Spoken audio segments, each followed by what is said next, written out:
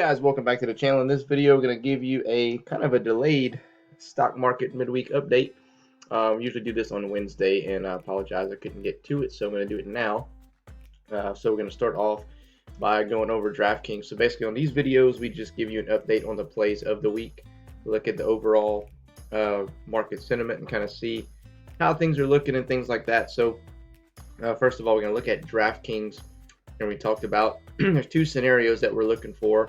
If one is buy the rumor, sell the news, because they have earnings on Friday on the 5th, and there's potential that they could run up and then sell off, or they can continue to kind of bleed out and then off of good earnings possibly make a run up. So that's what I'm hoping that happens here, because we did see a small spike up and just kind of continuously come down. So hopefully we can poke our head above that $47.30 mark and kind of hold support there. And then if we have good earnings, we can start making our move back up to the upside. Current resistance of 53.09, and then from there you have 57.16, 61.22, 66.25, and 74.38. So it'll be interesting to see what earnings are like, because we do have football season, basketball season, all that stuff happening. And then again, guys, ZNOG is going to follow DraftKings, and you see here it looks, just pretty much identical to what the DraftKings chart's going to look like. So those of you who hold ZNOG instead of DraftKings, as DraftKings starts to take off, so will this as well. So we'll have to just kind of wait and see what happens tomorrow. So the next one was SSL. We talked about how this one, when it gets beat down, it recovers very well. And as you see here, beat down, and then boom, we bounced right back up from $16 and some change all the way up to over $17. And we should just be getting started. We'll probably get back to the 18 to 1850 level before the week's all said and done, in my opinion. So that was one of the plays we talked about. We talked about DWAC as well, how it had that massive run up, it fell down, and now it's just kind of sideways consolidating, and it could make for an interesting swing. As you see here, there's obviously hardly any volume on it, but people may just be waiting for it to settle down. As you see, it crossed over on the MACD from bearish and now trying to get over back to bullish. It's currently at fair value, so we could see people come pick it back up and bounce over that 72.93 level. Then your next level resistance of that would be 92 and some change. But I said that one there, if you do get into it, you want to put a tight stop loss on it, because you see that the support is actually $45, and that's a big change from $72 to $45. So in case it goes south, you don't want to be left holding that big of a bag there. And we also talked about keeping an eye on PROG, ticker symbol PROG. I think this one's setting up for a little spike up as well. So next week are earnings. We did see that high of 646 and then kind of selling off. So if we can look at finding support here at about that 287 level, I think we could see another move back up into the threes, or it could hold support here and start picking back up now. But we are getting close to undervalue for sure, and then we are getting close from a bearish to a bullish pattern. So that's something to keep an eye on when you're looking to do a swing play. So but just keep in mind that anytime it hits for the time frame an all-time high, you do see some bleeding out, and I'm not sure exactly how long that's going to last there. So we'll look at the S&P 500. Super overextended right now, definitely.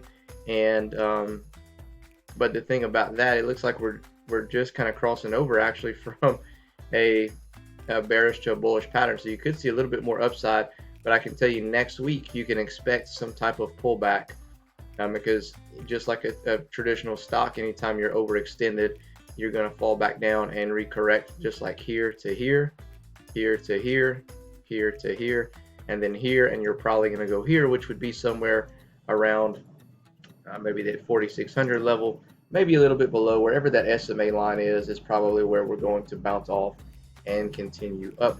We also talked about keeping an eye on Zion Oil and Gas, and man, this thing here, it's we're not sure exactly what's going to happen here the next few weeks, but we're hoping for some excitement as they get close to getting their the license is about to be up in Israel. Basically, their extension that we thought was happening apparently is not happening, and there's a lot of speculation on both ends from positive and negative people about what's happening. But the fact of the matter is nobody knows because they won't say anything.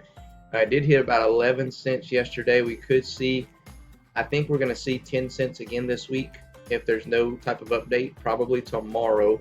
You could expect a little spike up today, and then it'll fall right back down because people are day trading it. If it does hit 10 cents tomorrow, I'll probably get some more, and we'll see what happens. But I know recently, the month of October, there's been a lot of insider transactions.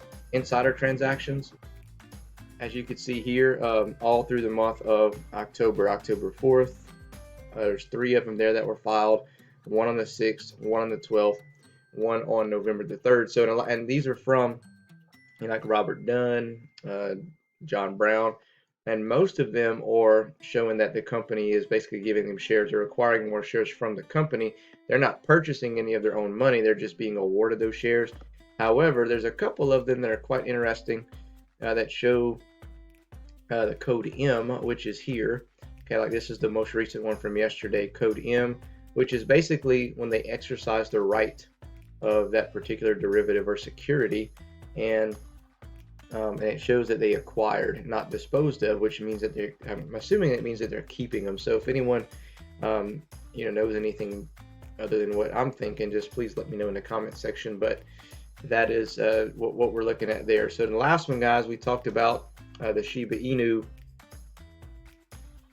that we wanted to keep an eye on that to see how we're going to react after that massive run up. And with any type of big move like we've had with it, you can expect a big pullback. And we talked about this in one of my videos, that if we broke below that 4, 0, and 6 level, that we were going to see 4 zeros and 5. And I do think, and as you see, we're heading there now. I really feel like that's a good level to either enter or average down at, because I think if we hit that level, we're going to start bouncing back up. But this is coinmarketcap.com. We're currently ranked 11 on coinmarketcap.com, and as you see here, they have a lot of different articles on the Shiba Inu that you can keep up with. As you see here, it talks about whale wallets holding billions of SHIB, and this was just listed about 3 hours ago. And it says Robinhood is teasing Shiba Inu community as petition to list. SHIB comes close to 500,000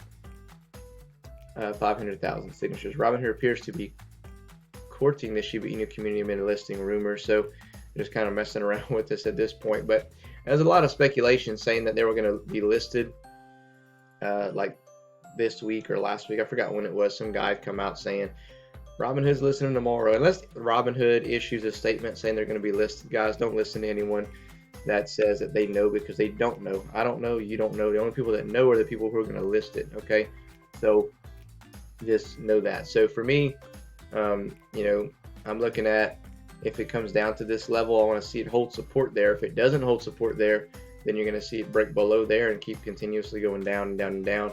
And it's just got to find a bottom somewhere. And whenever it starts consolidating like it did here, okay, and like it did several other times before, here's a long consolidation period, big move up, long consolidation period, big move up. Now we got to find where it's going to consolidate and just settle, and that's where you need to look to buy or average down at, in my opinion. So, all right, guys, that's all I got for you in this video. Hope you enjoyed the update. Sorry it's a day late, but other than that, we'll catch you in the next one.